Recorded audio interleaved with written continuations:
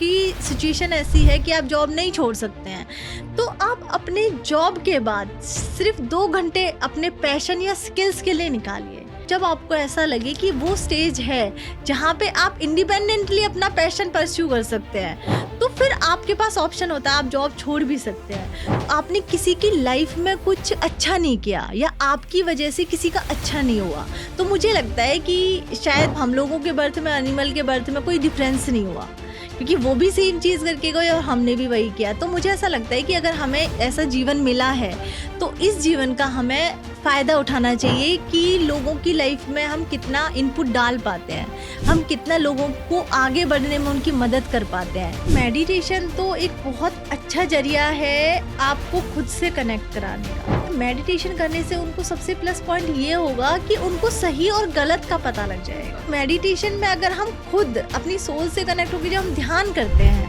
तो ध्यान करने से क्या होता है कि हमारी लाइफ में कुछ प्रॉब्लम चल रही है मान लीजिए, और हम उस पर ध्यान करते हैं तो हमें ऑटोमेटिकली उसके सॉल्यूशंस आने लगते हैं। जी, जिसको हम इंट्यूशन बोलते हैं। नमस्कार दोस्तों, आप सभी का हार्दिक स्वागत है हमारे इस शो में जिसका नाम है मेरी कलम। मेरी कलम में आज जो हम किताब लेने जा रहे हैं उसका नाम है स्टेयर्स ऑफ लाइफ। इसकी लेखिका है नीलम सिंह जी। नीलम जी एक बिजनेस वूमन है, साथ ही साथ वो एक ऑथर भी हैं और सूर्य ऊर्जा पर काफी काम कर चुकी हैं। आइए बातचीत करते हैं नीलम जी से।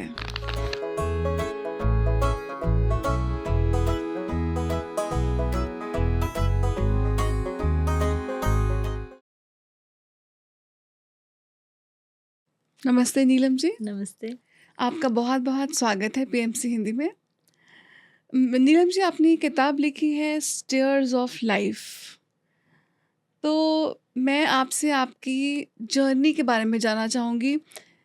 कई लोग ऑथर बनना चाहते हैं, किताबें लिखना चाहते हैं, लेकिन फिर सोचते हैं अरे मैंने तो कभी कुछ ज़िंदगी में लिखा ही नहीं है। तो क्या आप शुरू से ही एक अच्छी राइटर थी? नमस्कार मैम। एक्चुअली किताब लिखने का सिलसिला मेरा कोई बचपन से नहीं था। ना मैं कभी कोई ऐसे बहुत बुक रीडर टाइप की स्टूडेंट्स रही थी। जैसे कुछ मैंने देखा था अपनी स्कूल्स में, कॉलेज में कि काफ़ी बच्चे बुक्स पढ़ते थे, बट उस टाइम मैं बिल्कुल भी बुक रीडर्स नहीं थी।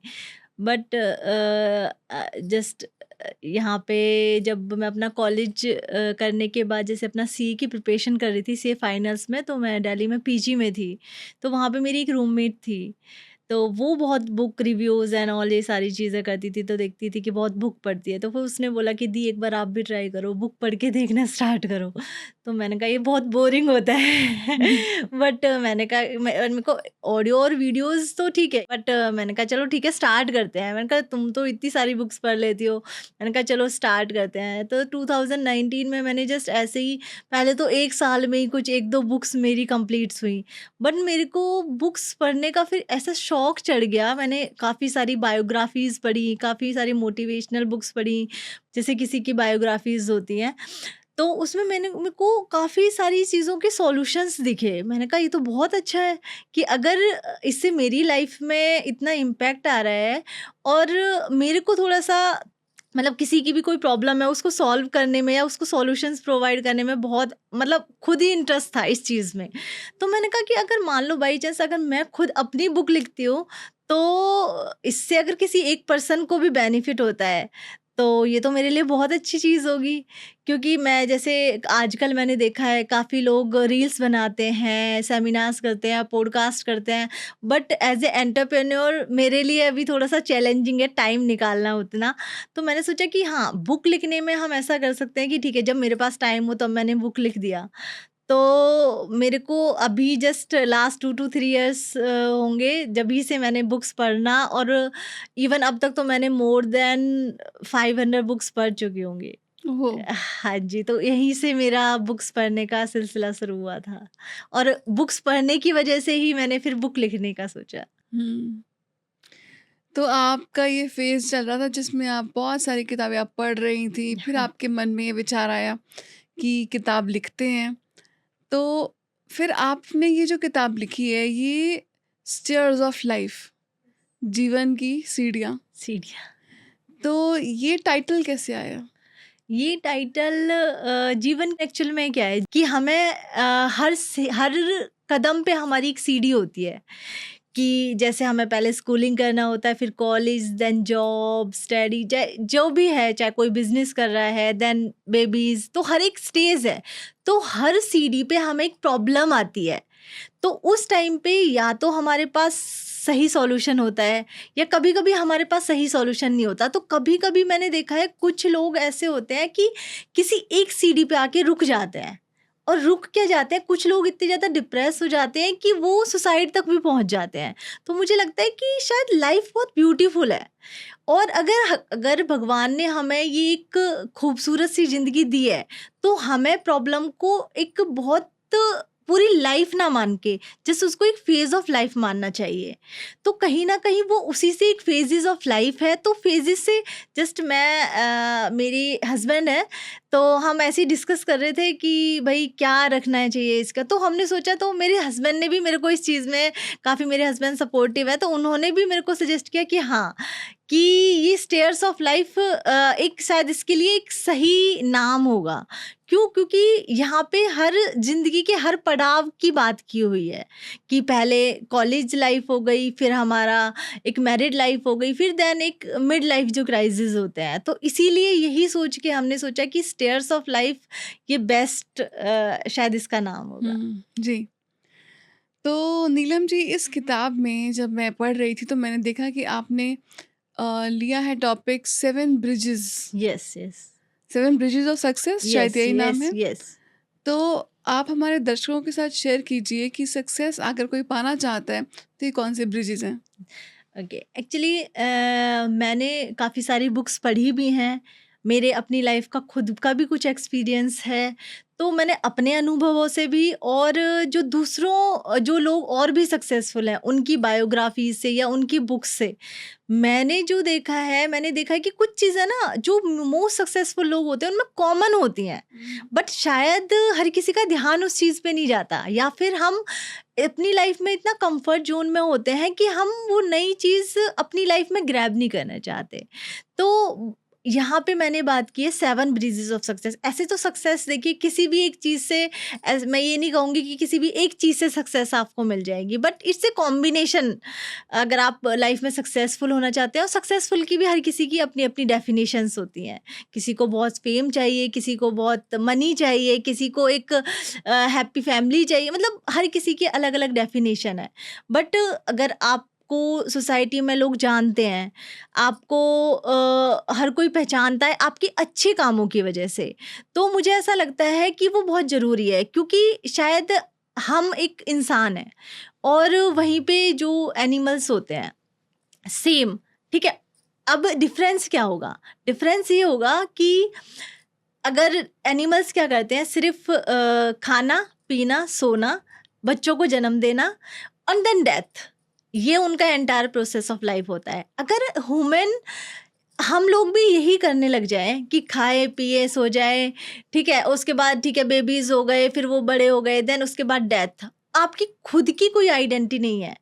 आपने किसी की लाइफ में कुछ अच्छा नहीं किया या आपकी वजह से किसी का अच्छा नहीं हुआ, तो मुझे लगता है कि शायद उस बर्थ, आपके बर्थ में और एनिमल के बर्थ में, मतलब हम लोगों के बर्थ में एनिमल के बर्थ में कोई डिफरेंस नहीं हुआ, क्योंकि वो भी सेम चीज़ करके गए और हमने भी वही किया। तो मुझे ऐसा लगता है कि अगर हमें ऐसा जीवन मिला है, तो इस जीवन का हमें फ़ायदा उठाना चाहिए कि लोगों की लाइफ में हम कितना इनपुट डाल पाते हैं, हम कितना लोगों को आगे बढ़ने में उनकी मदद कर पाते हैं। तो ये एक बहुत बड़ा पॉइंट है। तो इसी सोच के मैंने ये कुछ 7 ब्रीजेस ऑफ सक्सेस बनाए हैं। इसमें क्या है, सबसे पहले तो मैं बोलूँगी कि ग्रैटिट्यूड। ग्रैटिट्यूड क्या है कि आजकल आप देखेंगे 90% लोग, मैंने ऑब्जर्व किया है, जो मैंने ऑब्जर्व किया है, वो लाइफ को लेके ग्रैटिट्यूड ही फील नहीं करते। उनको लाइफ को लेके ना हमेशा कंप्लेंट्स रहती हैं कि मेरे पास ये नहीं है, मेरे पास वो नहीं है, या अपने रिलेशंस को लेके, मेरे चाहे वो हस्बैंड का रिलेशन हो, वाइफ का रिलेशन हो, मदर का, डॉटर का, एनी रिलेशन, तो उनको हमेशा आपस में कंप्लेंट्स ही रहती हैं, बट कभी भी ग्रैटिट्यूड फील नहीं करते कि thanks for coming in my life, चाहे वो हमारे रिलेशंस हो, चाहे हमारा जॉब हो, चाहे हमारा बिजनेस हो, चाहे हमारी सक्सेस है, इवन फेलियर भी। अगर आपकी लाइफ में फेलियर भी आ रही है तो वो भी किसी रीजन की वजह से ही आ रही है, क्या पता आपकी लाइफ में कुछ और भी अच्छा होने वाला हो। तो हमें हर चीज के लिए ग्रेटिट्यूड फील करना चाहिए, हमें थैंकफुल होना चाहिए towards God, towards universe, even towards our parents also. मतलब वट एवर आपको ऐसा लगता है, आप किसी के लिए भी, जिसको आपको लगता है, आपके टीचर भी हो सकते हैं। मतलब मुझे ऐसा लगता है, और सबसे पहले आप देखोगे कुछ लोग, अगर मैं जैसे ऐसे बात करूंगी तो कुछ लोग कहेंगे कि नहीं भी हमारे लाइफ में कुछ अच्छा है ही नहीं, क्योंकि उनका नेगेटिव माइंडसेट इतना ज़्यादा हो चुका होता है। बट मैं उन लोगों को भी यही बोलूंगी कि सबसे पहले तो आपको ग्रेटिट्यूड होना चाहिए अपनी बॉडी के लिए, क्योंकि कुछ लोग ऐसे हैं, हम लोग अपनी फाउंडेशन के जरिए कुछ लोगों से मिलते हैं जो फिजिकली चैलेंज होते हैं, मतलब लेकिन वो फिर भी खुश होते हैं। बट अगर आप कोई फिजिकली चैलेंज नहीं हो, आप एकदम सही हो, आपकी बॉडी प्रॉपर, आप प्रॉपर सुन पा रहे हैं, प्रॉपर देख पा रहे हैं, प्रॉपर चल पा रहे हैं, प्रॉपर खा पा रहे हैं, तो ये सबसे बड़ा ग्रेटिट्यूड है टुवर्ड्स गॉड या यूनिवर्स, जिनकी वजह से हम, या अपने पेरेंट्स जिनकी वजह से हम इस धरती पे आए हैं। तो ग्रेटिट्यूड फील करने के लिए एक छोटी छोटी सी चीज़ है। अगर मान लो किसी ने आपको एक स्माइल, या किसी की वजह से आपने एक स्माइल करी, तो वो भी एक ग्रेटिट्यूड है कि आपकी वजह से, आपके जीवन में किसी की वजह से खुशी आई, वो भी एक ग्रेटिट्यूड है। बट हम इन छोटी छोटी चीज़ों को ना बहुत इग्नोर करते हैं। हम सिर्फ उन चीज़ों पे फोकस करते हैं जो हमारे पास नहीं है।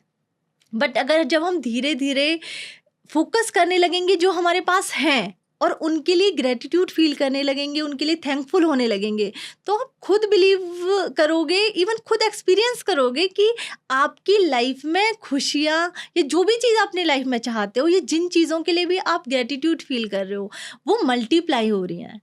मतलब ये मैं अपने एक्सपीरियंस से कह रही हूँ, और आप खुद भी करके देखिए तो आप खुद भी ये सेम चीज़ फील करेंगे।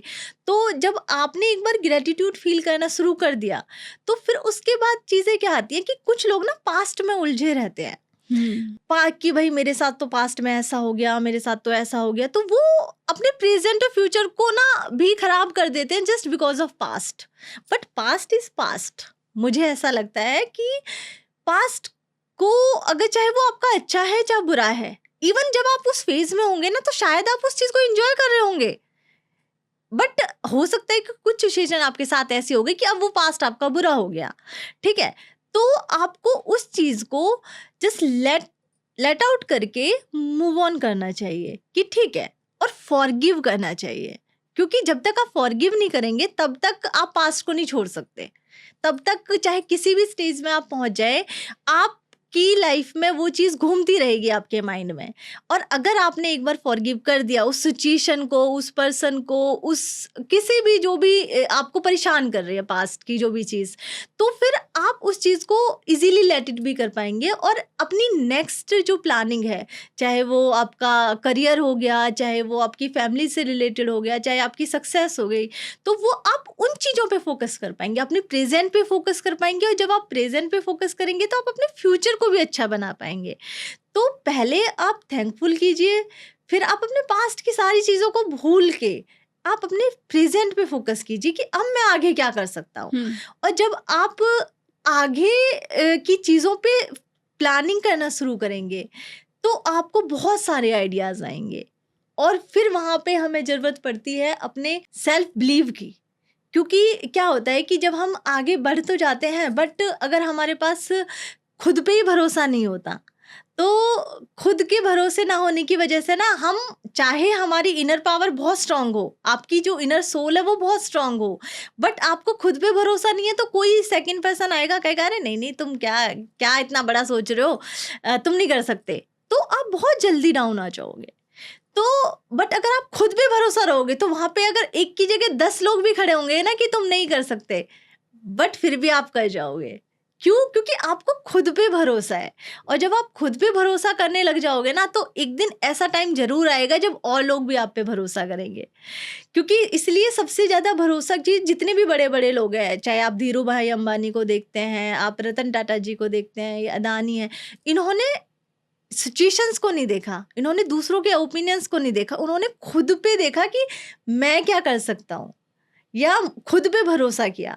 तो अगर आप खुद पे भरोसा करोगे तो लाइफ में लोग पॉजिटिव भी आएंगे, नेगेटिव भी आएंगे, बट अगर आप खुद पे भरोसा करते हो तो वो आपकी चीज़ें आगे बढ़ती चली जाएँगी, आप रुकोगे नहीं। उसके बाद हमने जैसे मैं आपको बहुत हम डिटेल्स में बात करेंगे तो ये बहुत टाइम भी लेगा, तो मैं इन शॉर्ट में ही आपको चीज़ें आप खुद भी बुक्स पढ़ेंगे, जैसे रीडर्स बुक्स पढ़ेंगे तो शायद उनको उसमें ज़्यादा डिटेल में पता लग पाएगा। क्योंकि इसमें क्या है कि उसके बाद जैसे मैंने इस पे बात करी है अपनी एसोसिएशंस पे भी कि देखिए आप खुद पे भी भरोसा करते हैं, आपने पास को भी आपने आगे की प्लानिंग भी कर ली, आप थैंकफुल भी हो रहे हैं, बट आपकी अगर एसोसिएशन अच्छी नहीं है, मतलब आप बहुत अच्छी कहावत है कि आप जिन 5 लोगों के बीच में रहते हैं आप छठे वैसे ही इंसान बन जाते हैं। कंपनी आपको बिल्कुल, मतलब बिल्कुल। तो अगर मान के चलिए कि अगर आपने बहुत अच्छा सोच लिया, आपने बहुत अच्छे ड्रीम्स बना लिए, बट आपकी सोसाइटी ऐसी, सॉरी सोसाइटी नहीं बोलूँगी मैं, आपकी सर्कल ऐसा है या वो 5 लोग जो आपके साथ एसोसिएट है, वो ऐसे हैं जो कहेंगे कि अरे नहीं इन सब में क्या रखा है, तो वो आपको डाउन डाउन लेके जाएँगे, वो आपको उस चीज़ में आगे ही नहीं बढ़ने देंगे। बहुत सारे लोग यहाँ पे ऐसे कहते हैं कि अरे हम कैसे ऐसे 5 लोगों को ढूँढे। मैं ये कहती हूँ कि अगर ठीक है आपके पास आपकी फ़ील्ड में जैसा आप जिस भी फ़ील्ड में आप आगे बढ़ना चाहते हैं, आपके पास अगर ऐसे 5 पर्सन नहीं मिल पा रहे हैं, बाई चांस, वैसे अगर आप ढूँढोगे तो बिल्कुल मिलेंगे, बट अगर नहीं मिल पा रहे हैं फिर भी, तो 5 ऐसी बुक्स पकड़ लीजिए, जिसमें आपको हर चीज़ का सॉल्यूशन होगा। 5 ऐसे, आजकल तो सोशल मीडिया इतना स्ट्रॉन्ग है, 5 ऐसे रिलेटेड पर्सन्स को फ़ॉलो कर लीजिए। 5 ऐसी यूट्यूब्स आजकल इतना है, तो बहुत सारी चीज़ें ऐसी हैं, अगर आप चाहेंगे तो आपको उस एरिया से कनेक्टेड लोग मिल जाएँगे, ठीक है? तो एसोसिएशन बहुत मैटर करता है, क्योंकि मैंने खुद अपनी लाइफ़ में भी देखा है, बाकी और लोगों की लाइफ़ में भी देखा है कि अगर आपकी एसोसिएशन अच्छी है ना, अगर आप किसी फ़ेज़ आपका ऐसा भी आता है कि आप डाउन जा रहे हो, तो वो ही 5 लोग, अगर आपका अच्छा एसोसिएशन है, तो वो आपको गिरने नहीं देंगे। वो आपको पुश कर कर के फिर से आगे बढ़ा देंगे। तो आपका एसोसिएशन बहुत मैटर करता है। जैसे बोलते हैं ना कि अगर आप शराब की बोतल में दूध भी लेके जाओगे तो लोग आपको शराबी ही समझेंगे। तो आपकी एसोसिएशन, आप किन लोगों के साथ बात कर रहे हो, किन लोगों के साथ बैठ रहे हो, किन लोगों के साथ ज़्यादा टाइम स्पेंड कर रहे हो, वो बहुत मैटर करता है। अगर आपकी फैमिली में ऐसे नहीं है, तो आप बुक्स उस तरीके से पढ़िए। बल्कि मैं तो ये कहूँगी कि साथ के साथ अपनी फैमिली में भी जिस चीज़ में आप आगे बढ़ना चाहते हैं, उनको भी इन्वॉल्व करने की कोशिश कीजिए। हाँ, बट कुछ फैमिलीज़ में अगर नहीं सपोर्ट कर रहे उस चीज़ को, तो या फिर उनको पता भी नहीं है, क्योंकि पहले के लोगों को इतनी चीज़ें नहीं पता होती। तो आप बुक्स पे उस चीज़ से रिलेटेड एरियाज़ को पढ़िए। फिर हमने जैसे इसमें ये भी बात करी है कि इतनी सारी चीज़ें होने के बाद भी अगर आप सारी चीज़ें करते हैं, बट आप अपॉर्चुनिटी को ग्रैब नहीं करना जानते, तो वहाँ पे भी आप पीछे रह जाओगे। क्यों? क्योंकि आपके पास सारी चीज़ें आ गई, आपके पास सेल्फ कॉन्फिडेंस है, आपका एसोसिएशन बहुत अच्छा है, सारी चीज़ें हैं, बट आपके पास कोई अपॉर्चुनिटी आई और आपने वो छोड़ दी, तो आप चाह के भी आगे नहीं बढ़ पाओगे, क्योंकि अपॉर्चुनिटी तो खुद आपके पास आ रही है। जैसे एक बहुत अच्छा इंटरव्यू चल रहा था और वहाँ पे बिल गेट्स ने बोला इंटरव्यूअर को कि ये लो ब्लैंक चेक और आप इसमें जितना चाहे अमाउंट भर सकते हैं। उन्होंने कहा नहीं नहीं नहीं, इट्स माय जॉब। उन्होंने कहा नहीं आप फिर लीजिए। उन्होंने कहा नहीं नहीं, इट्स माय जॉब। तो फिर वो बिल गेट्स खुद हंसते हैं और कहते हैं कि मैंने तो आपको अपॉर्चुनिटी दी थी, आपने उसको ग्रैब ही नहीं किया। तो अपॉर्चुनिटी भी, चाहे आप बिजनेस कर रहे हो, चाहे जॉब कर रहे हो, चाहे स्टडी कर रहे हो, हर किसी की फेज में एक अपॉर्चुनिटी आती है, बट ये डिपेंड करता है कि आप उसको ग्रैब करते भी हो या नहीं करते। और दूसरी बात, मेरा सजेशन ये है कि देखिए हर किसी का अपना अपना ओपिनियन होता है, बट मुझे ऐसा लगता है कि अगर कोई ऐसी अपॉर्चुनिटी आपके पास आ रही है जो आपको लगता है कि आपकी लाइफ में आपको एक हाई जंप देगी या आपके लिए एक अच्छा फ्यूचर क्रिएट करेगी, तो आप उसको ओके कर दीजिए। और फिर चाहे आपको पता भी नहीं है कि वो काम कैसे होना है, बट ओके करने के बाद आप उस चीज को सीखिए कि अब ये कैसे करना है, क्योंकि आपको उतना टाइम मिलेगा।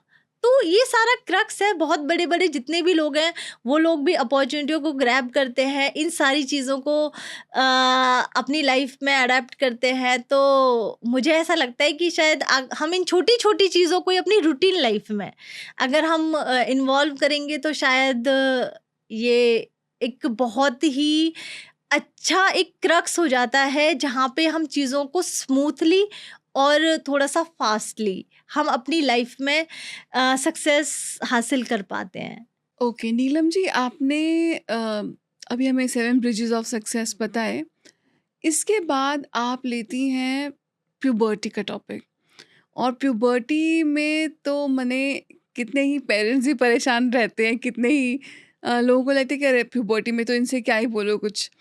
तो ये आपने जो प्यूबर्टी के बारे में डिस्क्राइब किया है, इसमें इस फेज़ में जो लोग चैलेंजेस फेस करते हैं वो क्या हैं?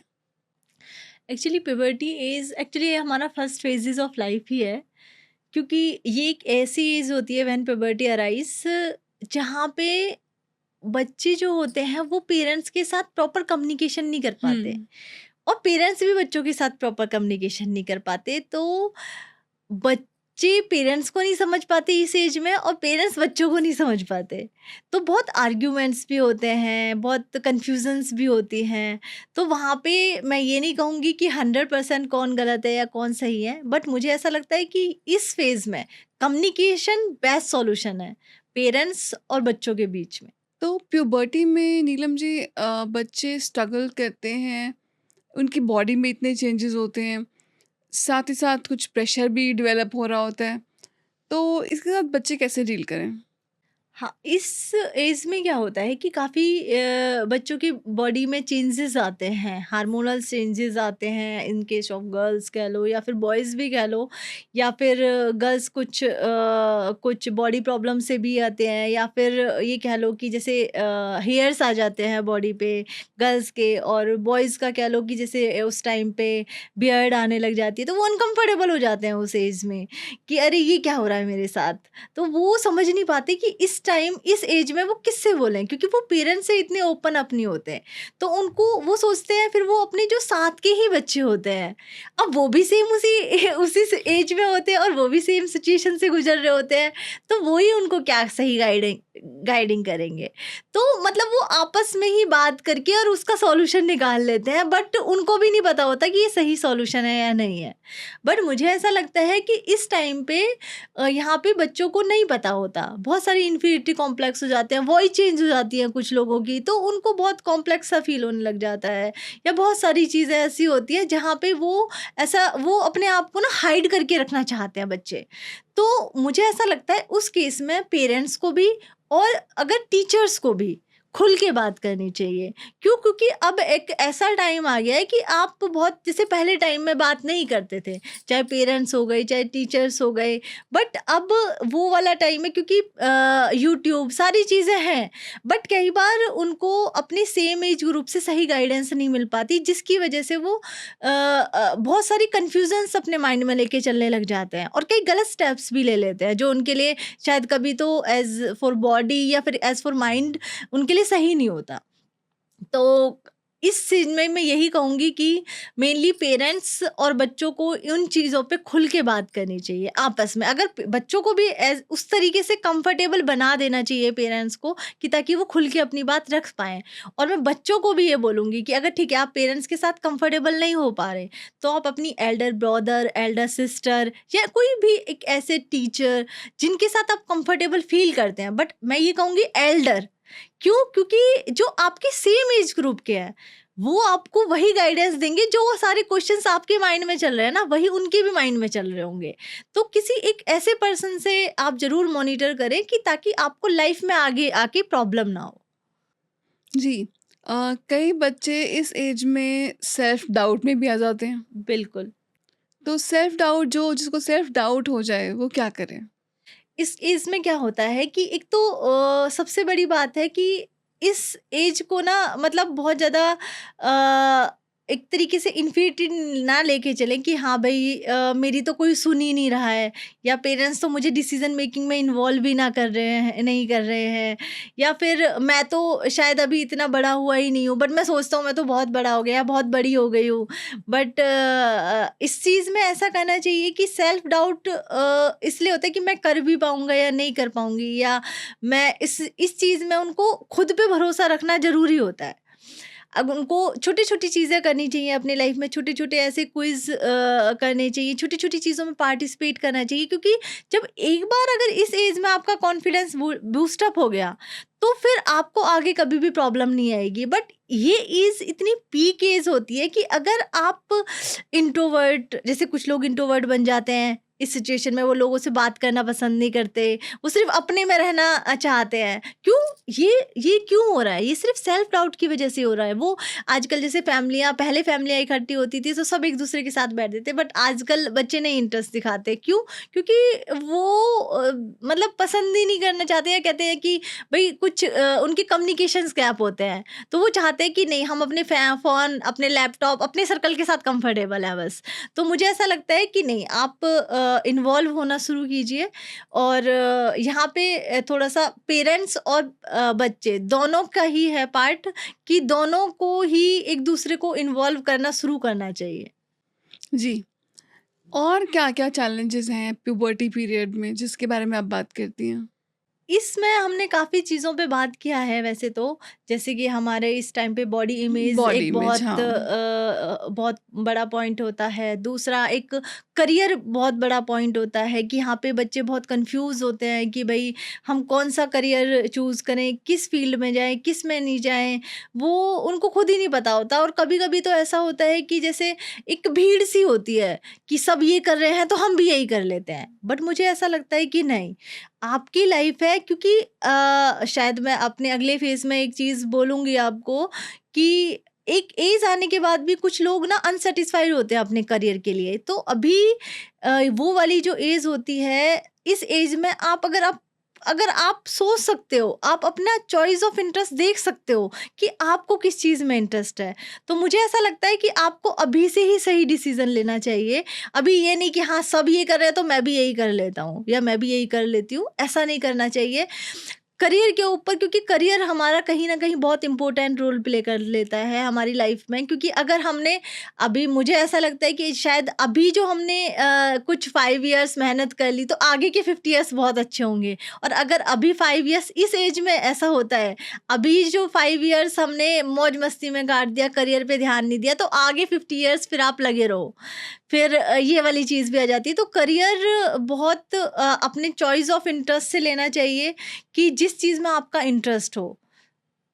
बाकी इसमें हमने और भी एरियाज़ को कवर किया है, जैसे पीयर ग्रुप्स हो गया, कि आपका सर्कल कैसा है, या फिर मैं ये बोलूँगी कि जैसे इस टाइम पे हमारा कुछ बच्चे ऐसे भी होते हैं जो शॉर्टकट से पैसा कमाना चाहते हैं। तो नीलम जी, अभी आप टीनेजर्स की बात कर रहे थे, उसमें एक बॉडी शेमिंग का भी आपने पॉइंट उठाया। तो ये बहुत कॉमन है बॉडी शेमिंग करना, क्योंकि हमको एक आइडिया है कि हाँ, ये ब्यूटीफुल होता है और ये ब्यूटीफुल नहीं होता। तो इसके बारे में आप क्या कहना चाहेंगे? इस बारे में हमने बॉडी इमेज वाला एक चैप्टर भी लिखा है। तो उसमें मैं यही बोलना चाहूँगी कि बॉडी शेमिंग ये आजकल बहुत ज़्यादा हो गया है। बट मैं चिल्ड्रंस को भी यही बोलना चाहूँगी, इसको बहुत ज़्यादा हाईलाइट करके ना लें। क्यों? क्योंकि जो आपकी बॉडी है ना, ये गॉड गिफ्ट है। तो मुझे ऐसा लगता है कि गॉड ने एक इतना सुंदर सा गिफ्ट आपको दिया है, अगर आप उसमें कमियां निकाल रहे हैं, देखिए, बीमारी इज द डिफरेंट थिंग।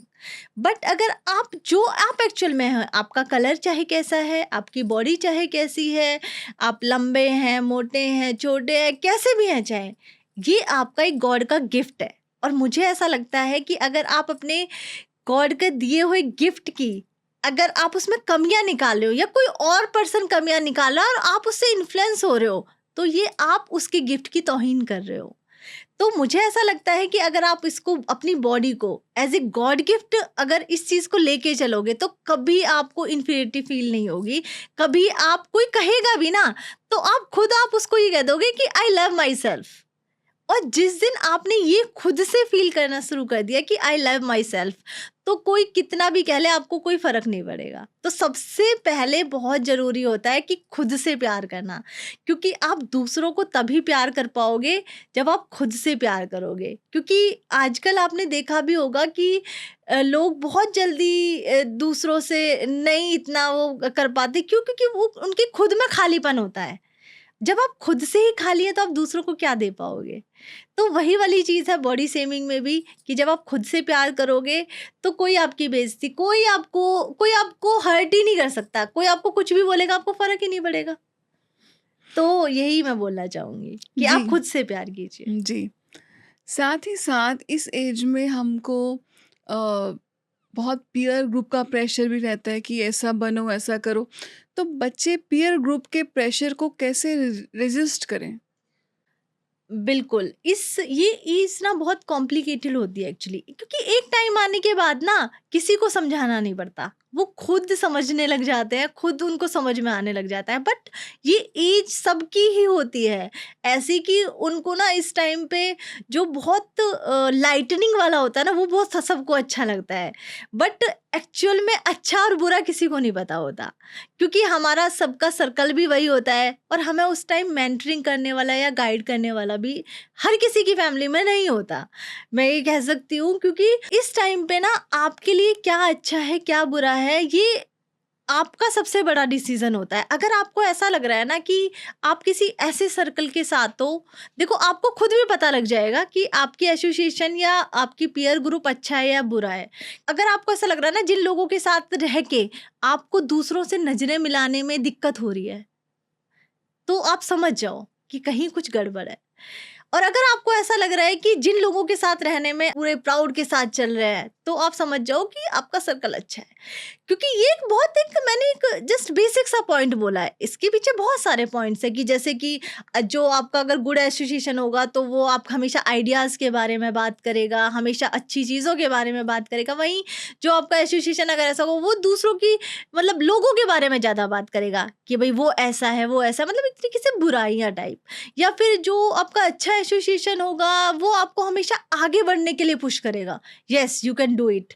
और वहीं जो आपका एक तरीके से जो पॉजिटिव सर्कल नहीं होगा, वो आपको कहेगा अरे क्या रखा है इन सब चीज़ों में, अरे छोड़ना, एंजॉय करते हैं। ठीक है, एंजॉय, ऐसा नहीं कि आपका अच्छा सर्कल आपको एंजॉय नहीं कराएगा, वो भी एंजॉय कराएगा।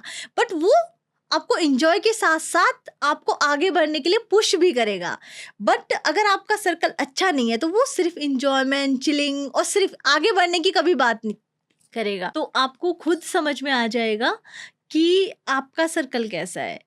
कि तो मैं यही आपको कहना चाहूँगी कि जब आपको फ़ील होने लगे कि हाँ, आप अपने सर्कल के साथ रह के कुछ ऐसा कर रहे हैं कि आप अपने पेरेंट्स से नज़रें नहीं मिला पा रहे हैं, कि ज़रूर कुछ ना कुछ गड़बड़ होगी, आप खुद समझ जाएँगे।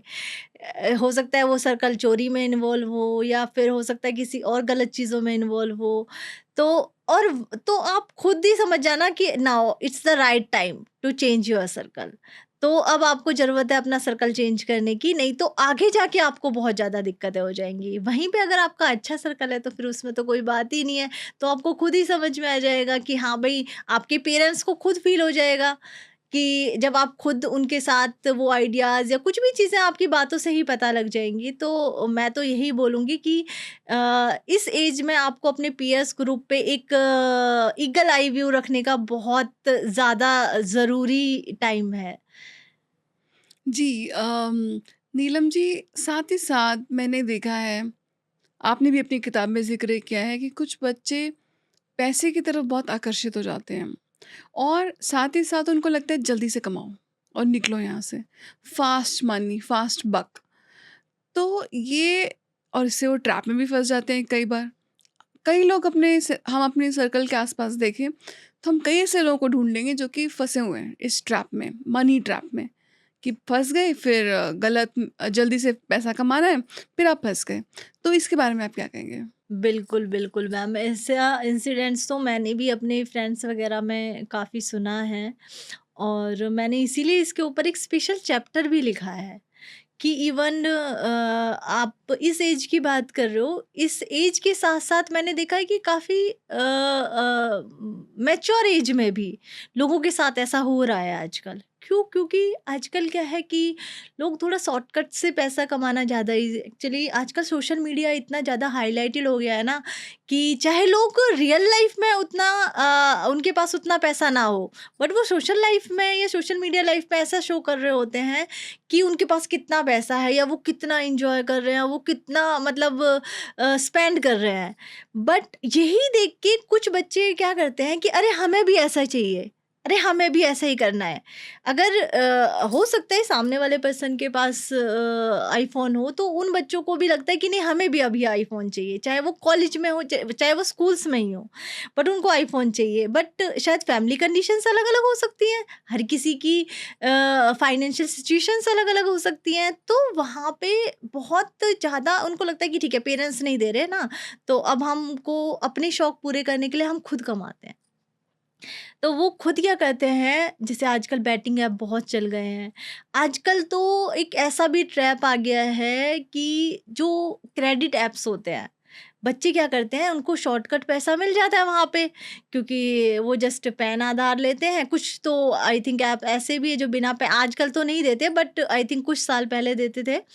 तो बिना पैन आधार कार्ड के भी वो क्रेडिट ऑफर करते हैं, कुछ बहुत स्मॉल अमाउंट जस्ट 10,000 20,000, और इस एज में आई थिंक ये बहुत इनफ होता है बच्चों के लिए कि हाँ भाई ठीक है उनको पार्टी करनी है, इंजॉयमेंट करना है, इधर उधर जाना है।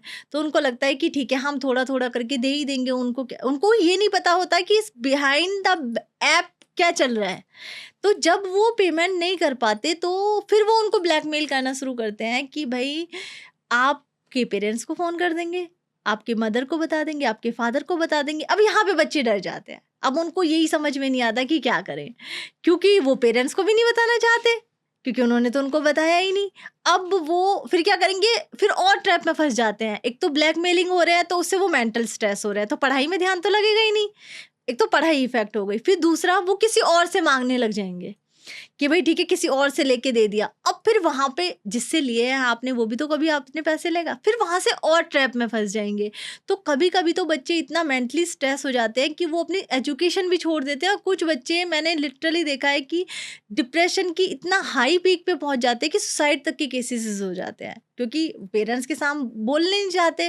क्यों? क्योंकि उनको ये लगेगा कि फिर डर होता है एक कि भई पेरेंट्स को बता देंगे, फिर डाँट पड़ेगी, वो पिटाई लगेगी, ये होगा। पर ये नहीं सोचते कि भई पेरेंट्स आपके पेरेंट्स हैं। मुझे यहाँ पे बच्चों को भी ये बात बोलनी है कि आपकी लाइफ़ में आपके पेरेंट्स से ज़्यादा अच्छा कोई नहीं सोच सकता। क्योंकि हाँ, ठीक है आपका सर्कल आपका बहुत अच्छा है, वो आपका अच्छा सोच सकते हैं, बट पेरेंट्स आपकी लाइफ़ में एक ऐसी चीज़ है ना कि वो आपका कभी बुरा चाहेंगे ही नहीं। चाहे कैसी भी सिचुएशन, चाहे आप कितने बुरे ही क्यों बच्चे क्यों ना हो, फिर भी वो आपका बुरा नहीं चाहेंगे। चाहे आप उनकी रिस्पेक्ट कर रहे हो, चाहे नहीं कर रहे हो, फिर भी वो आपका बुरा नहीं चाहेंगे। तो अगर आप बाई चांस, पहले तो आप इस ट्रैप में फँसो ही मत। आपको कभी ऐसा लगता है तो आप सिचुएशंस को समझो कि आपके पेरेंट्स किस रीज़न की वजह से नहीं दिला पा रहे हैं कोई भी चीज़, या फिर किस वजह से आप जो पार्टी या किस कुछ भी चीज़ आप करना चाहते हैं, जिस भी वजह से आपको पैसे की रिक्वायरमेंट है, जिस वजह से भी आप क्रेडिट ऐप्स यूज़ कर रहे हो या किसी भी बैटिंग ऐप से पैसे कमाना चाह रहे हो या किसी भी से भी पैसे ले रहे हो, तो आपको वो रिक्वायरमेंट एक्चुअल है किस लिए? तो अपने पेरेंट्स से अगर आपकी जेन्युइन रीज़न होगा तो पेरेंट्स डेफ़िनेटली आपको सपोर्ट करेंगे, आपके साथ खड़े होंगे। बट अगर वो मना कर रहे हैं तो आप ये जानने की कोशिश करो कि वो क्यों मना कर रहे हैं। ये एज ऐसी होती है कि इस एज में समझ में भी नहीं आता। उनको पेरेंट्स ही गलत लगते हैं कि नहीं भई वो नहीं दे रहे। तो वही गलत है। उनको ये नहीं समझ में आएगा कोई कितना भी समझाएगा। बट मैं आपको बच्चों को ही बोलना चाहूँगी इस एज में कि आप इस एज में, शायद ये एज ऐसी होती है कि 12th, मोस्टली 12th या कॉलेज वाले जो एज होती है 11th-12th कॉलेज। तो कॉलेज में भी इतना नहीं होता, बट कॉलेज में भी फर्स्ट ईयर सेकंड ईयर ये चीज़ें होती हैं क्योंकि नया एकदम सर्कल बनता है, नई लाइफ होती है एकदम से। तो मुझे ऐसा लगता है कि आप इतने मैच्योर इनफ हो चुके हो कि आप सही गलत में फ़र्क करना सीख जाओ। और अगर आप सच में आपको पैसों की रिक्वायरमेंट है तो आप साइड वर्क, एक राइट वर्क करो। ये नहीं कि शॉर्टकट से पैसे मत कमाओ। आप कोई जॉब साथ में सर्च कर सकते हैं। आपको ऐसा लगता है कि भाई हमारी फैमिली कंडीशंस अच्छी नहीं है बट फिर भी मुझे अपने शौक पूरे करने हैं, तो आपको ऐसा लगता है आप पार्ट टाइम जॉब कर लीजिए। एक एक अच्छा ऑप्शन अपने लिए चुनिए, क्योंकि इस ट्रैप में फंसने के बाद ना आप फंसते ही चले जाओगे। आप ऐसे ट्रैप में फंस गए हैं, तो मैं यहाँ पे एक बहुत मेन बात बोलना चाहूंगी कि आपके पेरेंट्स आपके शुभ चिंतक हैं। अगर आप इस सिचुएशन में फंस भी गए हो ना, तो आप उनसे डिस्कस करो। एक बार को वो डांटेंगे, मैं ये नहीं कह रही कि आपको डांटनी पड़ेगी, आपको डेफिनेटली डांट पड़ेगी, बट आपको वो आपकी सिचुएशन से बाहर निकाल देंगे। जो आप डिप्रेशन की स्टेट में जाके आप सुसाइड तक का सोच लेते हो, आप ये सोचो जब आप छोटे बच्चे थे, आपको टॉफी चाहिए होती थी, आपको कोई टॉय चाहिए होता था, आपको कोई साइकिल चाहिए होती थी, तो आप जिद करते थे कि भाई मुझे मम्मा ये चाहिए, पापा मुझे ये चाहिए। बट आज आप अपने आप को इतना बड़ा मानने लग गए हो कि अगर आपको कोई ज़रूरत है या आप किसी ट्रैप में फँस गए हो, तो आप क्या उनसे माँग नहीं सकते? आप शायद आप अपने आप को इतना बड़ा फ़ील कर रहे हो कि नहीं भई, अब मैं पेरेंट्स से नहीं माँग सकता, चाहे वो कोई भी एज हो। बट मुझे ऐसा लगता है कि वो डिप्रेशन की स्टेट में जाने से अच्छा, वो सुसाइड की स्टेज तक जाने से अच्छा, आप अपने पेरेंट्स से उस पे खुल के बात करो, या जो भी आपको ऐसा लगता है, वो जो जिसके साथ आप कंफर्टेबल हो, जो एल्डर जो आपको मॉनिटर कर सके सही। तो मुझे ऐसा लगता है कि इस पे बात करो, ना कि वो डिप्रेशन की स्टेट में जाके सुसाइड करने से अच्छा है, क्योंकि आपके पेरेंट्स को उससे ज़्यादा दुख होगा। शायद वो आपका जितना भी क्रेडिट अमाउंट है वो पे करके आप भूल जाएंगे, आपको एक न्यू लाइफ की तरफ इंकरेज करेंगे। बट आप जब अगर सुसाइड कर लेते हो, तो मुझे लगता है कि इससे गलत तो कुछ हो ही नहीं सकता। तो मैं यही कहना चाहूँगी कि आप ये ट्रैप से बचने की कोशिश करो, क्योंकि आजकल ये मैंने देखा है कि जो बहुत मैच्योर लोग हैं ना, वो भी इस चीज़ में बहुत फँस रहे हैं।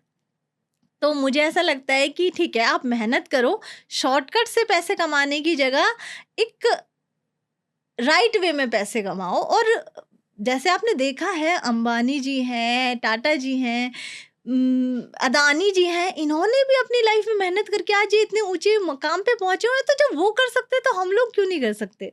हम लोग भी कर सकते हैं, सब कर सकते हैं, बस वो उतना डेडिकेशन की ज़रूरत होती है। जी। तो ये जो आप बेटिंग ऐप्स वगैरह की बात बता रहे थे, तो आपके हिसाब से आपको इनसे दूर रहना चाहिए। मुझे ऐसा लगता है कि इनसे दूर रहना चाहिए, क्योंकि जो बैटिंग एप्स हो गए या जो शॉर्टकट मनी, हुँ, एक ऐसा ज़रिया है कि एट द एंड आपको नुकसान देगा ही देगा। जी। आपको शॉर्ट टर्म प्रॉफिट बेशक हो जाए, बट लॉन्ग रन में अगर आप देखेंगे, तो आपको डेफ़िनेटली प्रॉफिट नहीं होगा। तो नीलम जी, अभी हम बेटिंग ऐप्स वगैरह की बात कर रहे थे, या ऑनलाइन बड़े सारे ट्रैप्स होते हैं जिसमें बच्चे फँस जाते हैं। तो क्या ये उन बच्चों की मदद करेगा अगर वो बच्चे एक तो कुछ अच्छी किताबें पढ़ें, अपनी कंपनी को मॉनिटर करें और साथ ही साथ वो कुछ ध्यान भी करें? बिल्कुल मैम, इसमें क्या है कि अगर वो अपनी कंपनी को मॉनिटर करेंगे, तो डेफ़िनेटली उनको फ़र्क होगा। वो मेडिटेशन करेंगे, बुक्स पढ़ेंगे, उनको बिल्कुल फ़र्क होगा। और मेडिटेशन तो एक बहुत अच्छा ज़रिया है आपको खुद से कनेक्ट कराने का। और सबसे बड़ी बात है, मेडिटेशन करने से उनको सबसे प्लस पॉइंट ये होगा कि उनको सही और गलत का पता लग खुद ब जाएगा। खुद। जी। खुद ब खुद उनको, शायद अभी अभी तक मैं फ़ोकस कर रही हूँ ना कि आप अपने किसी एल्डर से पूछिए, आप किसी हुँ, पेरेंट्स को इन्वॉल्व कीजिए, किसी टीचर को इन्वॉल्व कीजिए। बट अगर अगर बच्चे मेडिटेशन करने लग गए, तो उनको इवन किसी उनको खुद ब खुद अपने आप, उनकी सोल, उनका खुद इनर सेल्फ हुँ। उनको गाइड करने लग जाएगा कि नहीं नहीं ये गलत है, नहीं नहीं ये सही है। तो आपका खुद ही जो आपकी प्रॉब्लम्स होती है ना, मेडिटेशन का एक सबसे अच्छा बेनिफिट क्या है, ये तो मेरा खुद का एक्सपीरियंस भी है कि मेडिटेशन में अगर हम खुद अपनी सोल से कनेक्ट होकर जब हम ध्यान करते हैं, हुँ। तो ध्यान करने से क्या होता है कि हमारी लाइफ में कुछ प्रॉब्लम चल रही है मान लीजिए, और हम उस पे ध्यान करते हैं, तो हमें ऑटोमेटिकली उसके सॉल्यूशंस आने लग जाते जी, हैं। जिसको हम इंट्यूशन बोलते इंट्यूशन हैं। बोलते हैं। इंट्यूशन, अंदर की बिल्कुल। भीतर की ट्यूशन। बिल्कुल, बिल्कुल, बिल्कुल, इंट्यूशन होती है वो। और मैं एक चीज़ और इसमें ऐड करना चाहूँगी कि यूनिवर्स ना आपको बहुत सारे तरीके से आपको गाइड करेगा। यस। शायद वो आपको नेचर के हिसाब से गाइड कर सकता है, या वो किसी सिचुएशन के हिसाब से आपको समझा सकता है, मतलब बट वो आपको पॉइंट आउट जरूर करेगा। अब आप कितना उस चीज को समझ पाते हैं या नहीं समझ पाते, ये आपके ऊपर है। पर जैसे जैसे आप ध्यान ज्यादा हायर लेवल पे करना शुरू कर पाएंगे, आप छोटी छोटी चीजों को ऑब्जर्व करने लग जाएंगे, मतलब आप खुद सही गलत में अंतर करना सीख जाएंगे। जी, लेकिन बच्चे भी कई बार बोलते हैं कि अरे ध्यान नहीं लगता, बहुत विचार आते हैं, तो ऐसे बच्चों को आप क्या कहेंगे? ऐसे बच्चों को मैं यही कहूंगी कि हमारा जो माइंड है ना, वो एक बच्चे की तरह ही है। हुँ, अगर आप उसको किसी चीज के लिए करने के लिए मना करोगे तो वो जरूर करेगा। आप कहोगे ना विचार नहीं लाने, विचार नहीं लाने, तो विचार जरूर आएंगे। बट अगर आप मैं उन बच्चों को यही बोलूंगी कि ना, आप ये मत सोचो कि मुझे मेडिटेशन करनी है, ध्यान करना है। आप उसको काम की तरीके से मत लो। मान लीजिए आप मॉर्निंग में उठे, आपने बाहर देखा चिड़िया चहक रही है, पेड़ हिल रहे हैं, पत्ते हिल रहे हैं, आप उन पे ध्यान लग जाओ, उनकी जो साउंड है उस पे फोकस करना शुरू कर दो। तो आपको लगेगा कि वो भी एक तरीके का मेडिटेशन ही है। फिर आपको लगता है कि जब आप उन चीज़ों को धीरे-धीरे ऑब्ज़र्व करना शुरू करेंगे, तो आप जस्ट अपनी ब्रीथ पे फोकस हाँ, कीजिए। तो आप शांत हो जस्ट जाएँगे। हाँ, बिल्कुल। जब आपको लगेगा, मान लीजिए आपने अपनी आईज़ क्लोज़ की, आप बिल्कुल एकदम शांत पीसफुल एनवायरनमेंट में बैठ गए और आपने आईज़ क्लोज़ की, और आपको लगेगा कि जस्ट आप ये मत काम मत दो अपने आप को। आप ये सोचो कि मुझे अपनी ब्रीथ पे फ़ोकस करना है, कि ब्रेथ के जस्ट साथ एक हो ब्रीथ जाना इन, है। ब्रीथ आउट, ब्रीथ इन, बस आप हाँ, फिर आपको लगेगा कि नहीं, नहीं अब तो मैं फिर कुछ और सोचने लग गया। मान लो आपकी कोई स्टडी से रिलेटेड कोई प्रॉब्लम हो गया, कुछ भी कहीं और आपका विचार जा रहा है, तो मैं कहूँगी फिर आपका ठीक है, शुरू में ऐसा होगा, इट्स नॉर्मल। इसको ऐसा बिल्कुल ये मत लीजिए मेरे साथ ऐसा हो रहा है तो मैं क्या करूँ? आप ये सोचिए इट्स नॉर्मल, आप फिर से अपने ब्रीथ पे फिर से फोकस आप अपने कीजिए। श्वास के साथ जुड़ धीरे जाइए। बिल्कुल, जी। बिल्कुल, बिल्कुल। और फिर धीरे-धीरे आपके साथ एक दिन ऐसा टाइम आएगा कि आपके माइंड में जो विचार आ रहे हैं ना, बट स्टॉप हो इसमें जाते बिल्कुल हैं। स्टॉप हो जाते हैं मैम। और मैं बस इसमें एक मेन चीज़ है कंसिस्टेंसी। हाँ, बिल्कुल। अगर बट आपको रेगुलर वो चीज़ करनी पड़ेगी। जी। ये है। तो आप इसके बाद जो जिस फ़ेज़ की आप बात करती हैं वो है वर्क हार्ड एंड चिल। तो ये कैसे संभव है कि हम वर्क हार्ड करें या चिल करें, एक ही चीज़ कर सकते हैं? नहीं, नहीं मैम, एक्चुअली मुझे ऐसा लगता है कि हमें वर्क हार्ड तो करना ही चाहिए डेफ़िनिटली, बट वर्क हार्ड के साथ-साथ हमें लाइफ़ को एक्सप्लोर भी करना चाहिए। मीन्स लाइफ़ में आपकी चिल भी होना चाहिए। ऐसा ना हो कि वर्क हार्ड करते-करते एक आपकी एक ऐसी ले एज आ जाए कि फिर आप चिल करने का आपका खुद ही मन ना करे। राइट। तो मुझे ऐसा लगता है कि हमें इस एज में हमें जो बहुत सारी रिस्पॉन्सिबिलिटीज आती हैं, तो उस मोमेंट पे रिस्पॉन्सिबिलिटियों के साथ साथ अपने आप को फ्रस्ट्रेट ना करें। क्योंकि लाइक आप अगर 7 डेज, आप 5 डेज वर्किंग है, तो आप उसमें से 1 डे आप चिल आउट भी कर सकते हैं, it's not a big deal. अगर आप 1 मंथ वर्क कर रहे हैं, तो उसमें से आप आई थिंक 1 वीक आप अपने लिए चिल आउट के लिए निकाल सकते हैं, या फिर 2 डेज आप अपने लिए चिल आउट के लिए निकाल सकते हैं। कुछ लोग जॉब कर रहे हैं तो उनके लिए पॉसिबल नहीं हो पाता, तो 2 डेज एटलीस्ट आप अपने 1 मंथ में चिल आउट के लिए निकाल सकते हैं, या फिर छोटी छोटी मेमोरीज क्रिएट कर सकते हैं। ठीक है। और या फिर जैसे आप 1 ईयर का ये कर सकते हैं कि ठीक है, आप 1 ईयर काम करके ठीक है, एक 1 वीक का एक बहुत अच्छा सा शॉर्ट गैप लेंगे और सिर्फ जस्ट उसमें इंजॉयमेंट करेंगे। तो मुझे ऐसा लगता है कि हार्ड वर्क के साथ साथ चिल भी बहुत ज़रूरी है। तो नीलम जी, इस स्टेज में लाइफ में हम फाइनेंशियल फ्रीडम चाहते हैं, लेकिन कभी-कभी हमें लगता है हम तो अपनी जॉब को बिल्कुल एन्जॉय नहीं करते। ना आप नौकरी छोड़ सकते हैं, ना आप उसको निगल सकते हैं, ना उगल सकते हैं, ये वो वाला हाल हो जाता है। तो लोग कैसे फाइनेंशियल फ्रीडम को पाएँ और साथ ही साथ अपने पैशन को भी परस्यू करें? बिल्कुल, बिल्कुल। हमने इस फ़ेज़ में हमने काफ़ी चैप्टर्स में डिस्कस किया है, तो इसमें से एक चैप्टर हमारा फाइनेंशियल फ्रीडम का भी है। तो फाइनेंशियल फ्रीडम एक्चुअली में कुछ लोगों का सिर्फ़ पैसा कमाना is not a financial freedom, जहाँ तक मैं कहती हूँ। फाइनेंशियल फ्रीडम ये है कि आप लोकेशन फ्री भी हो जाएँ, कि लाइक आप जहाँ पे हैं वहाँ से आप अपना काम कर सकते हैं, तो जी। इसको भी एक फाइनेंशियल फ्रीडम यस। कहते हैं। आपको टाइम बाउंडेशन ना हो, तो कहीं न कहीं देखिए जॉब में करते रहना ऐसा थोड़ा-सा मुश्किल हो जाता है, क्योंकि जॉब एक तरीके से आपको टाइम बाउंड कर देती है, ठीक है? बट हाँ, अगर आपका अपना बिज़नेस है, तो वो कहीं न कहीं आपको फाइनेंशियल फ्रीडम देता है, या फिर आपका अपना खुद का कुछ भी काम है, तो वो आपको फाइनेंशियल फ्रीडम देता है, इवन टाइम फ्रीडम भी देता है कि आप कहीं पे भी रह के अपना काम कर सकते हो। बट जॉब के केस में ये थोड़ा-सा ऐसा हो जाता है कि आपको उस प्लेस पे उतने टाइम के लिए जाना ही जाना है।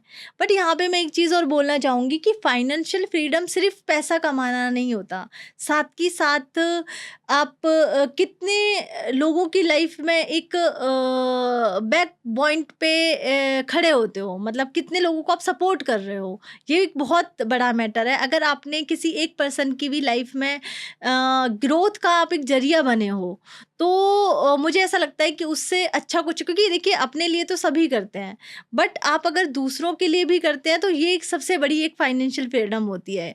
तो मुझे ऐसा लगता है कि फाइनेंशियल फ्रीडम के केस में आप सिर्फ़ और सिर्फ़ पैसे कमाने पे फ़ोकस करेंगे तो शायद नहीं चीज़ें ईज़ी होंगी, बट आप एक ऐसा अपना करियर चूज़ कीजिए, अपना एक ऐसा पैशन सेलेक्ट कीजिए कि अपना जो भी आपको पसंद है, वो आपको कहीं पे भी बैठे, आप कहीं से भी अपना काम कर सकते हैं और आप जहाँ चाहे वहाँ जा सकते हैं। आपके ऊपर कोई बाउंडेशन ना हो, आपके ऊपर एक ऐसा ना हो कि भई नहीं, मेरे पास तो इतना इनफ फंड ही नहीं है। क्यों? क्योंकि जैसे अगर मैं बिज़नेस की बात करती हूँ, जो टॉप बिज़नेसमैन्स हैं वो क्या करते हैं कि वो बिज़नेस से ही पूरा ऑल ओवर वर्ल्ड घूम लेते हैं और उनका पैशन भी पूरा होता है। कि आप जितने चाहे आप पैशन किस कुछ भी हो सकता है, आप एक आर्टिस्ट हो सकते हैं, आप एक सिंगर हो सकते हैं, आप एक बिजनेसमैन हो सकते हैं, आप मतलब कुछ भी आपका जो भी पैशन है, तो आप उसको इस तरीके से एक उसका ऑरा क्रिएट कीजिए कि आप कहीं पे भी हो, आपका काम भी ना रुके और आप सारी चीज़ें अपनी लाइफ में करते जाएँ। अब जो नेक्स्ट स्टेज ऑफ लाइफ है, जब आप यहाँ फाइनेंशियल फ्रीडम में मैं एक चीज़ और बोलना चाहूँगी कि आजकल के टाइम में सिर्फ़ एक इनकम से सारी चीज़ें नहीं होती। क्यों? क्योंकि आज के टाइम में अगर आप एज़ अ कपल भी देखोगे तो बोथ पार्टनर्स वर्किंग होते हैं। तो मैं ये साथ के साथ मैं ये कहना चाहूँगी कि आप अपनी जॉब से, अगर आप जॉब है और आपकी सिचुएशन ऐसी है कि आप जॉब नहीं छोड़ सकते हैं, तो आप अपने जॉब के बाद सिर्फ़ 2 घंटे अपने पैशन या स्किल्स के लिए निकालिए।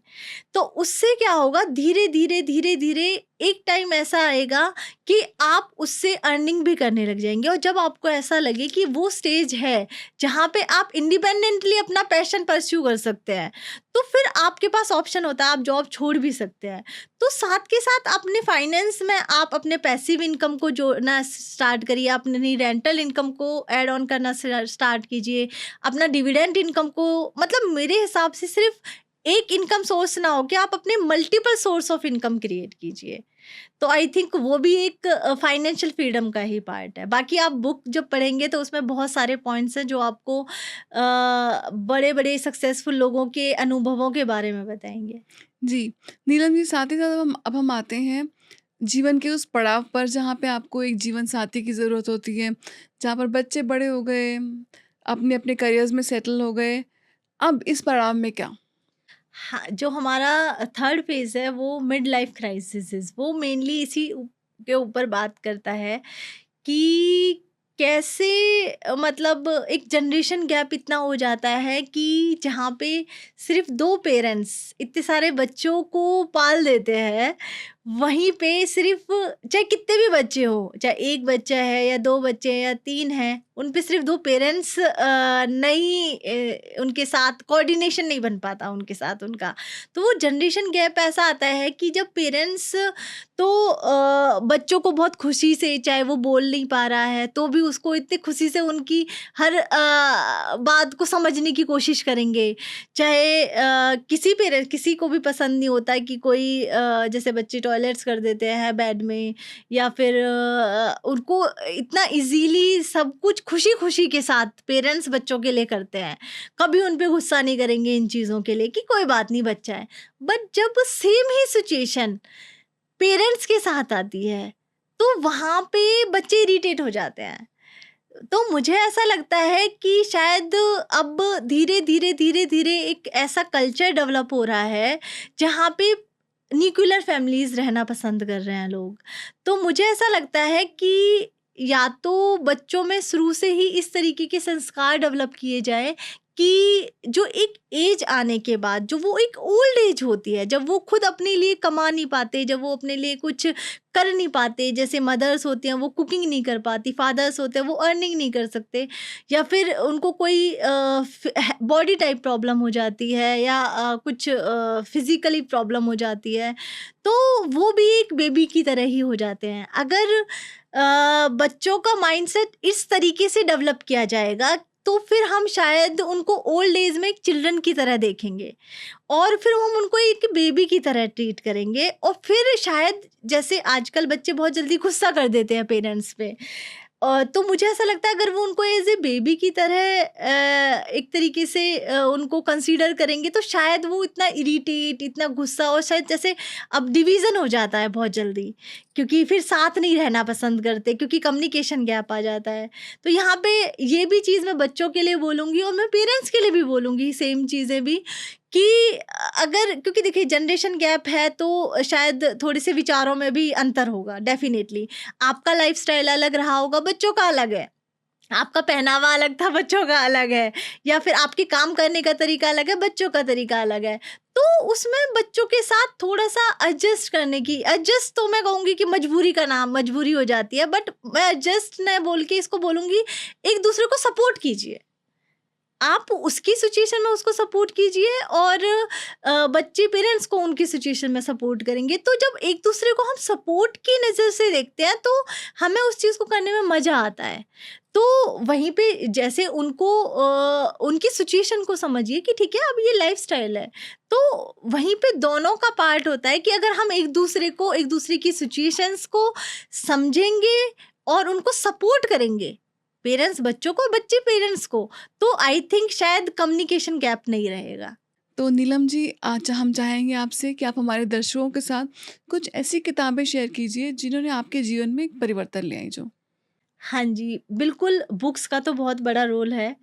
तो जैसे मैंने अपने बुक्स में भी काफ़ी बुक सजेस्ट करी हैं, तो जिसमें से एक बुक बहुत फेमस भी है, आपने भी सुना होगा, कि द सीक्रेट, बहुत अच्छी बुक है। एंड उसके बाद आप बायोग्राफीज़ पढ़ सकते हैं, और सबकॉन्शियस माइंड के ऊपर हैं बुक्स। जी। बाकी एक आपकी भी बहुत फेमस बुक है मैम, जैसे ध्यान से क्या होगा, वो बुक भी मुझे लगता है कि मेडिटेशन के ऊपर भी काफ़ी लोगों को बुक्स पढ़नी चाहिए। जी, धन्यवाद। धन्यवाद नीलम जी।